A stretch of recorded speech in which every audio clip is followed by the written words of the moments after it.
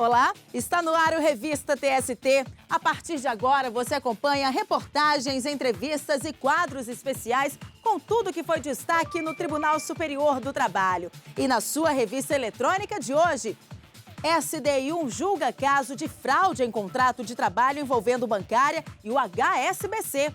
Tribunal Pleno condena a empresa de ônibus a indenizar cobradora que foi baleada durante um assalto.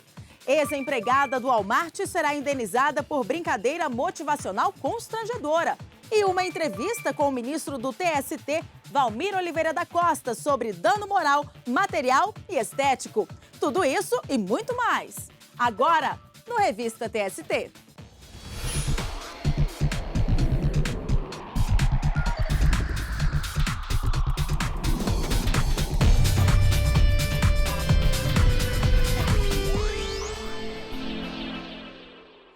As horas extras pré-contratadas entre uma bancária e o Banco HSBC foram consideradas nulas pela Seção 1 de Dissídios Individuais. Isso porque ficou caracterizado fraude no contrato de trabalho. Acompanhe na reportagem de Gisele Mourão.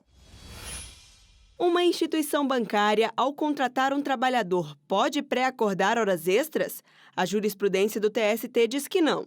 A súmula 199 estabelece que é nula a pré-contratação de horas extras na admissão do trabalhador, sendo devidas as horas extraordinárias com adicional de, no mínimo, 50%. Antes da elaboração da súmula, era muito comum que os bancos contratassem empregados para trabalhar mais do que 6 horas e receber uma gratificação para isso. Mas o problema é que eles não exerciam cargo de confiança e deveriam receber horas extras e não gratificação. É o que explica este advogado. Os bancários, por lei, pela natureza da sua atividade, possuem uma jornada menor, de 6 horas.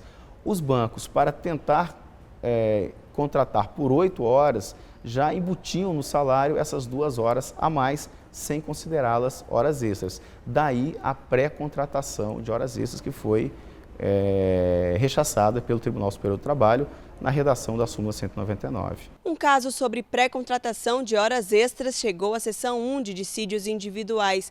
A instituição contratou uma bancária e 3 meses depois pré-contratou horas extras para que ela trabalhasse por mais tempo diariamente. O processo motivou ampla discussão sobre a aplicação da súmula. Para o relator, ministro Márcio Eurico Vitral Amaro, a súmula 199 não foi corretamente aplicada ao caso, porque a pré-contratação das horas extras não ocorreu no momento da admissão, como especificado na súmula, e sim 3 meses depois. Eu estou aqui conhecendo o senhor presidente dos embargos e dando-lhes provimento para afastar a declaração de nulidade da contratação. O vice-presidente do TST, ministro Ives Gandra Martins Filho, concordou com o voto do relator. A súmula 199, desde que foi editada, sempre falou em pré-contratação. Quer dizer, essa era a premissa. Nós temos, como fizemos na súmula 294, nós vamos elastecendo, nós vamos desvirtuando aquilo que era a súmula. Aqui foram 2 meses depois, não foi 30. Nas primeiras discussões, 2 meses de... outubro, novembro, dezembro, exatamente 3 meses depois. Ou seja, alguns casos nós começamos a ver, foi logo depois, na mesma semana, não foi no mesmo dia, mas na mesma semana. Aqui nós vamos elastecendo, realmente a súmula 199 chega uma hora que já não está mais sendo observada pelo próprio tribunal. Mas o ministro José Roberto Freire Pimenta abriu divergência. Para o ministro, é nula a pré-contratação das horas extras. Quando há registro expresso, no acórdão, nos autos, registro fático, de que houve fraude, de que houve tentativa do empregador de se eximir da incidência da regra geral da súmula 199, que é não admitir a pré-contratação das horas extras, ainda que celebrando esse ajuste algum tempo depois, e aqui foram 2 meses, 3 meses, se há registro expresso, é esse o entendimento da SDI nesses casos, de que isso foi feito com a finalidade de se eximir da incidência da proteção do entendimento consagrado na súmula 199, isso é motivo suficiente para aplicar o entendimento consagrado na súmula, mesmo não atendido o critério temporal. O voto da divergência foi seguido pelo ministro Augusto César de Carvalho. O regional, em um parágrafo que me parece significativo dessa outra possibilidade, dessa outra hipótese, ele diz: acresce que, a despeito dos termos de prorrogação de jornada assinados pela autora, verifica-se que tal foi uma constante no curso do contrato de trabalho do autor, abrangendo todo o período imprescrito demonstrado nos autos, contudo, sem que nenhuma justificativa tenha sido dada para o réu para a permanente necessidade de abastecimento do trabalho. E aí a parte que interessa. O que demonstra que as horas laboradas, em verdade, não se vinculam à efetiva prestação do labor suplementar. O único ministro a votar com o relator, ministro Márcio Eurico Vitral Amaro, foi o vice-presidente Ives Gandra Martins Filho. Acompanharam a divergência aberta pelo ministro José Roberto Freire Pimenta, os ministros Augusto César de Carvalho, Valmir Oliveira da Costa, Cláudio Brandão, Hugo Scheuermann, Alexandre Agra Belmonte, João Oreste Dallazen e Guilherme Caputo Bastos. Por maioria, os ministros da SDI1 não conheceram dos embargos do HSBC, ficando mantida a decisão da 4ª turma do TST de anular a pré-contratação de horas extras da bancária. E detalhes dos principais julgamentos do tribunal você encontra no nosso site. Acesse tst.jus.br. E também teve julgamento de destaque na sessão do Tribunal Pleno. O repórter Carlos Balbino acompanhou os trabalhos e tem mais informações. Olá, Balbino, o que você traz de destaque para a gente? Olá, Ana Amélia. Uma empresa de ônibus foi condenada pela Justiça do Trabalho a indenizar uma cobradora baleada durante um assalto em São Luís, no Maranhão. O julgamento no Tribunal Pleno foi motivado por um recurso da empresa Aviação Primor, que já havia sido condenada em todas as outras instâncias da Justiça Trabalhista. A discussão dos ministros girou em torno basicamente de uma questão: caberia à empresa a responsabilidade pelos danos causados ao trabalhador vítima de crime, como um assalto, durante a jornada de trabalho? Ou o Estado é que deveria ser responsabilizado? O debate foi polêmico, mas praticamente todos os ministros chegaram à mesma conclusão. Ana Amélia. Ok, Balbino, muito obrigada pelas informações e veja agora a reportagem completa sobre o julgamento desse caso. O recurso da Aviação Primor foi julgado no Tribunal Pleno. Ao apresentar a defesa, a empresa tentou convencer os ministros de que não poderia ser culpada pelos danos sofridos pela cobradora de ônibus, vítima de assalto. O crime aconteceu durante a jornada de trabalho da empregada em São Luís, no Maranhão. Ela foi baleada na mão por um dos criminosos. Para a empresa, o episódio foi um problema de segurança pública e, portanto, seria de responsabilidade do Estado. Mas o relator do caso, o ministro Lélio Bentes, concluiu que cabe sim à empresa a reparação dos danos causados à trabalhadora.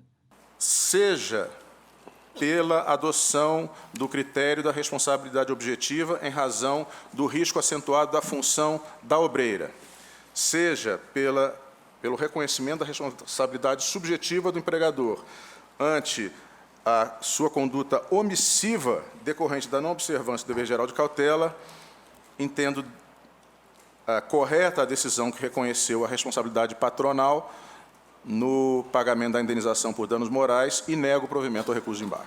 O voto do relator foi acompanhado por unanimidade pelo Pleno do TST. O caso envolve cobradora de coletivo que lida com dinheiro e que está, assim, submetida a risco de assalto e, consequentemente, de acidente de trabalho, como veio a acontecer.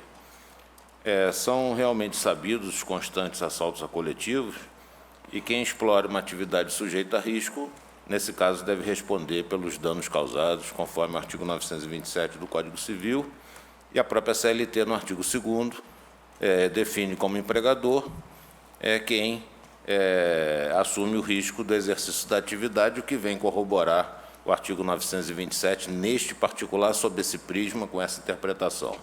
O ministro João Oreste Dallazen apresentou ressalva de entendimento apenas quanto à aplicação da responsabilidade subjetiva. Eu me pergunto se seria concebível a adoção de algumas medidas eficazes, ministro Lélio, que pudessem, de alguma maneira, não reduzir, mas inibir ou impedir a consumação de atos como este de assalto que redundou em ofensa física à empregada. Parece-me que aí, com todas as vênias, seria demasia, com todo respeito. Eu só não adotaria, data vênia, esse fundamento. No mais, eu endosso integralmente o douto voto, Sua Excelência, o ministro Lélio. O Pleno do Tribunal Superior do Trabalho manteve a condenação da Aviação Primor. A empresa deverá pagar R$10 mil de indenização à cobradora de ônibus. E daqui a pouco, turma condena a prática motivacional da rede Walmart que expôs trabalhadora a constrangimentos.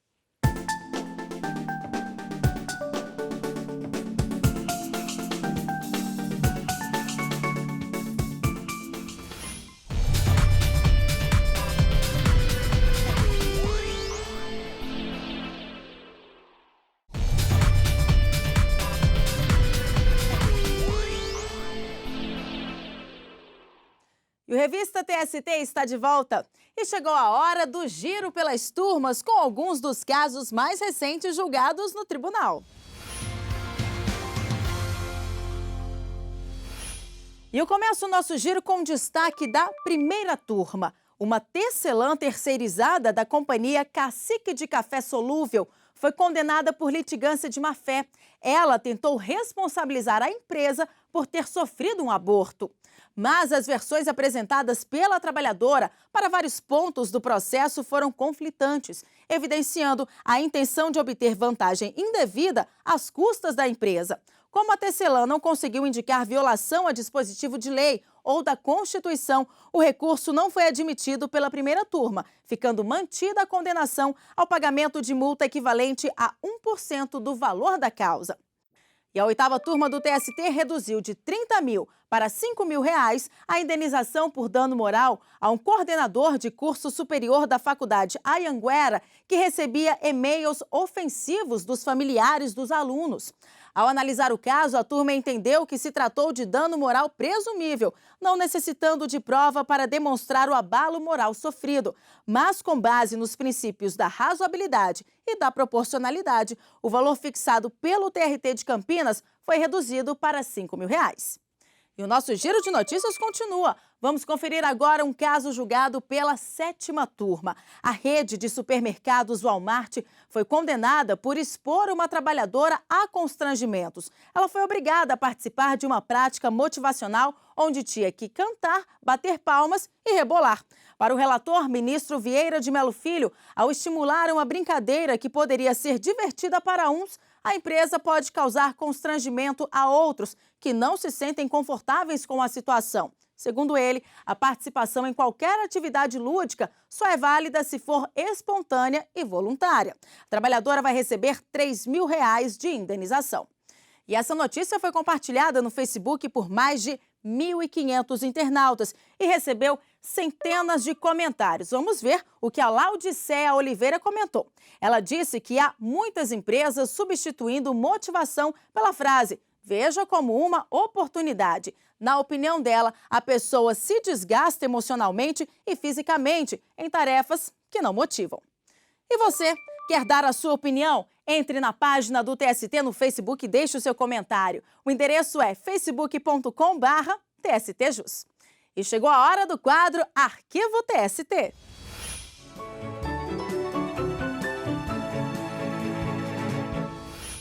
Do papel para o computador. Nos anos 80, quando o TST ainda não possuía uma rede informatizada, o controle dos processos tinha que ser feito manualmente. Passados quase 30 anos, tudo é feito de forma eletrônica.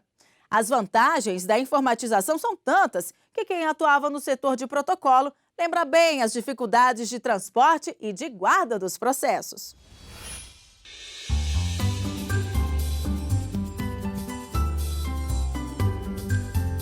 Meu nome é Lázaro Alves Pereira. Tomei posse no Tribunal Superior do Trabalho em 20 de fevereiro de 1984. Esses processos, grande parte deles, vinham dos tribunais regionais do trabalho, ensacados nesses malotes da Empresa Brasileira de Correios e Telégrafos. Um processo que tem 50 volumes. Ele não cabe num malote desse.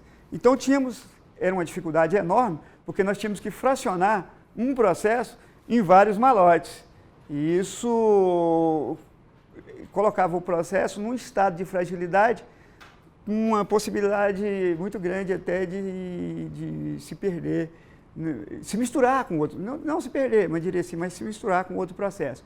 E um volume de um processo, quando se misturava com o volume de outro processo, era um caos, porque até você descobrir um processo, o volume de um processo, que se misturou com o volume de um processo, e cada processo tem um caminho, tem uma tramitação, um processo vai para um gabinete, outro processo vai para outro, era uma dificuldade enorme. Tínhamos que esvaziar todos os malotes para poder encontrar um processo que foi extraviado.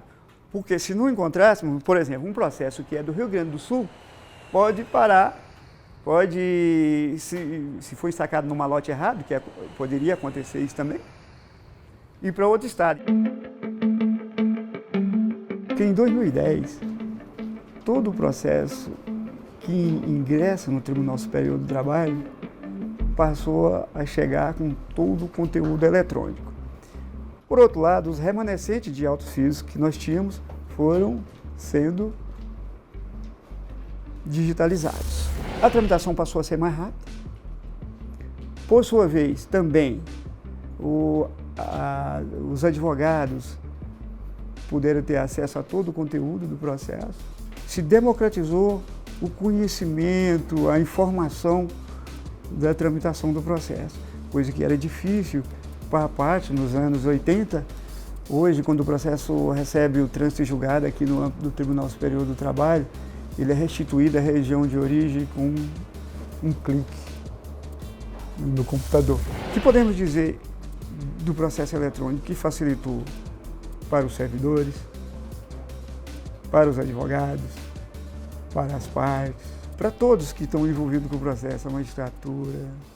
Essa foi a minha história aqui no Tribunal Superior do Trabalho, acompanhando o processo físico e o processo eletrônico. É também um pouco da história da minha vida, é a minha vida também. Espero que tenham gostado. E depois do intervalo, uma entrevista com o ministro do TST, Valmir Oliveira da Costa, sobre dano moral, material e estético.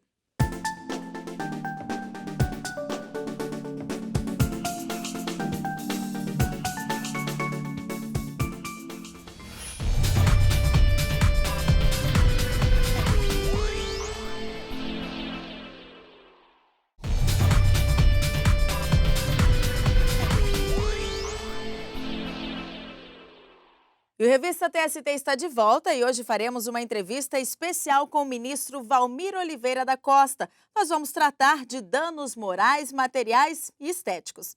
Olá, ministro, muito obrigada pela presença. Eu que agradeço o convite.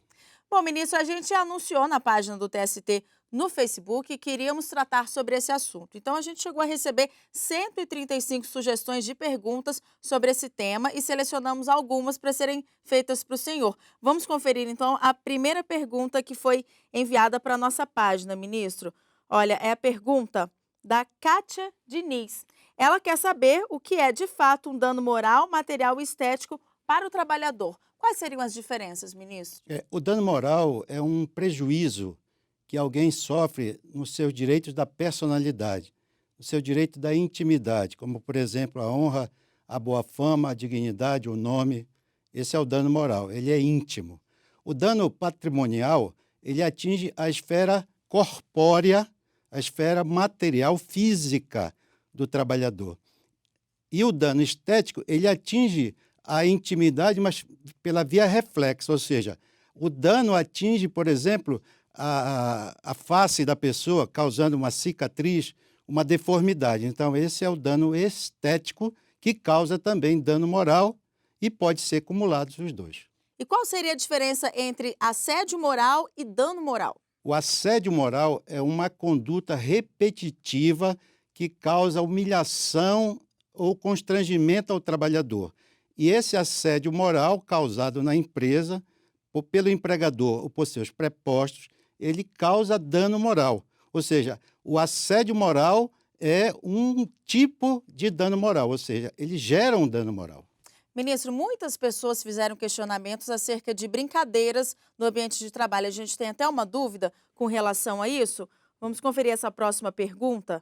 É da Camila Reis. Ela perguntou o seguinte: ofensas em tom de brincadeiras caracterizam algum tipo de assédio? Qual? Se essas ofensas descambarem para a humilhação e o constrangimento, se elas forem reiteradas, como, por exemplo, apelidos jocosos, imputação de alguma conduta, ainda que a título de brincadeira, que seja ofensiva à dignidade e à honra do trabalhador, pode causar dano moral. Vai depender do caso concreto. Aquelas brincadeiras normais do ambiente de trabalho, não. Pode causar um constrangimento que não desponta um dano moral em si. Vamos conferir mais uma pergunta, ministro. Essa é a pergunta da Margarete. A Margarete, ela quer saber como obter provas que possam realmente ser consideradas como dano moral. Como comprovar isso, ministro? Essa pergunta é muito importante. O dano moral não se prova. O que se faz prova é a conduta, o ato danoso que redunda, que causa dano moral. Então, quando se trata de responsabilidade civil, tem de se ver se essa responsabilidade é subjetiva ou objetiva. Se ela for responsabilidade subjetiva, há 3 requisitos que devem ser comprovados. É o ato danoso, que seria o dano em si, a culpa do ofensor e o chamado nexo de causalidade, que é o vínculo jurídico que liga a conduta ao resultado. Então, havendo esses 3 elementos, se fazem provas desses 3 elementos, gera o dano moral. Nós costumamos dizer que, algumas vezes, o dano moral decorre da própria conduta ofensiva. Nós dizemos que ele ocorre in re ipsa, isto é, a própria conduta já gera o dano moral. Então, se o empregado é ofendido, por exemplo, na sua estética, se ele sofre um acidente de trabalho e ele fica paraplégico ou tetraplégico, já há o dano moral em si. Não precisa mais provar, porque ele é íntimo, esse dano. E uma conversa gravada pelo celular tem alguma validade para a justiça, ministro? Sim, a jurisprudência do TST tem admitido a licitude desse tipo de prova, porque, de outra maneira, o empregado não comprovaria que ele foi ofendido em sua honra, em sua dignidade ou na sua intimidade. Agora, ministro, o que não pode ser considerado dano moral? Teve muita gente que perguntou se, por exemplo, atraso no pagamento pode ser enquadrado. Nós temos 2 tipos de condutas que podem ou não ensejar uma responsabilidade civil por dano moral. Civil trabalhista, no caso. Nós temos a mora salarial, que é o atraso no pagamento de salário, e a chamada mora contumaz, que é aquele atraso injustificado no pagamento de salário superior a 90 dias e a previsão em lei. Normalmente, em caso de mora contumaz, que é essa que ultrapassa de 90 dias, já há o dano moral, porque o empregador descumpre a principal obrigação do contrato, que é pagar salário. Se esse atraso for inferior a 90 dias, o empregado, se ele sofrer algum tipo de constrangimento em razão da ausência do pagamento salarial, por exemplo, se ele não honrar uma dívida e for jogado no Serasa, o nome dele for inscrito em cadastro de inadimplente, isso gera para ele um dano moral passível de ressarcimento. Nesse caso, como é que ele deve proceder? Ele ajuiza uma ação judicial, postulando, então, a reparação pelo dano moral. E no caso de um acidente ou doença ocupacional? A gente tem uma pergunta sobre isso. Ela foi enviada, ministro, pelo Oswaldo Chaves. Ele conta que adquiriu um problema no cotovelo, no trabalho, e pergunta: se for demitido, posso pedir um dano moral estético? Se essa lesão for classificada por lei como doença do trabalho, como doença ocupacional, gerará inclusive um acidente de trabalho, a doença é equiparada a acidente de trabalho, e pode gerar a responsabilidade do empregador pelo dano moral. O dano estético vai depender da situação em que a parte do corpo dele afetada se tornou, de certo modo, uma debilidade permanente ou parcial, ou que se sofreu realmente um dano estético. Vai depender de como ficou o cotovelo dele, porque o dano estético ele atinge a esfera corporal com reflexos moral. Ok, ministro, muito obrigada pela entrevista e por esclarecer essas dúvidas enviadas pelas redes sociais. Eu é que agradeço a oportunidade de prestar esse serviço à comunidade que acompanha o TST pela TV. Muito obrigado também. Eu que agradeço. E essa e outras perguntas respondidas pelo ministro você confere na nossa página no YouTube. O endereço é youtube.com/TST. E veja agora outras notícias de destaque. O presidente do TST e do CSJT, ministro Barros Clevenhagen, recebeu o presidente do Tribunal Regional do Trabalho de Goiás, desembargador Aldon Taglialenha, para tratar sobre o incêndio ocorrido em 3 de outubro, em um prédio em construção do TRT goiano. O ministro externou solidariedade e se prontificou a destinar recursos para a retomada das obras do complexo trabalhista. O TST comemorou o Dia do Servidor Público com várias atividades, como meditação, apresentações musicais e uma mesa redonda com a participação das palestrantes Fátima Miranda e Maria Júlia Pantoja sobre os desafios do servidor no TST. Durante a Semana do Servidor, o presidente do tribunal, ministro Barros Clevenhagen, agradeceu a todos que contribuem com a trajetória de êxito da Justiça do Trabalho. E durante as comemorações pela Semana do Servidor, o tribunal entregou o Prêmio Servidor de Mérito 2015, que homenageia aqueles que se destacaram pelo tempo de serviço, competência e dedicação em prol das atividades no tribunal. Ao todo, 20 servidores foram agraciados. A Escola Nacional de Formação e Aperfeiçoamento de Magistrados do Trabalho realizou cerimônia de formatura dos juízes que participaram do 19º curso de formação inicial. Ao todo, 24 juízes recém-ingressados na carreira tiveram, durante um mês, aulas teóricas e práticas. E na próxima semana, o TST cedia o Seminário Internacional Trabalho Seguro. A equipe de rádio e TV do tribunal programou uma cobertura especial. A Michele Castro, nossa chefe de redação, conta os detalhes pra gente. Olá, Michele. Olá, Ana Amélia. O Seminário Internacional Trabalho Seguro vai ocorrer entre os dias 21 e 23 de outubro aqui no TST. Logo na abertura será exibido um vídeo que vai mostrar todas as ações do programa Trabalho Seguro, criado pela Justiça do Trabalho para a prevenção de acidentes de trabalho. E uma novidade, os participantes poderão acompanhar durante todo o intervalo várias reportagens sobre esse assunto no programa Hora do Intervalo, criado especialmente para o evento. Nós também vamos gravar e disponibilizar no nosso canal no YouTube todos os painéis. Além disso, Ana, os nossos repórteres farão a cobertura completa para Rádio e TV Justiça. É com você. Ok, Michele, muito obrigada pelas informações. Bom, e esta edição do Revista TST termina aqui, mas você continua acompanhando as notícias do Tribunal Superior do Trabalho em texto, áudio e vídeo pelo aplicativo do TST. Obrigada pela companhia e até semana que vem. Tchau!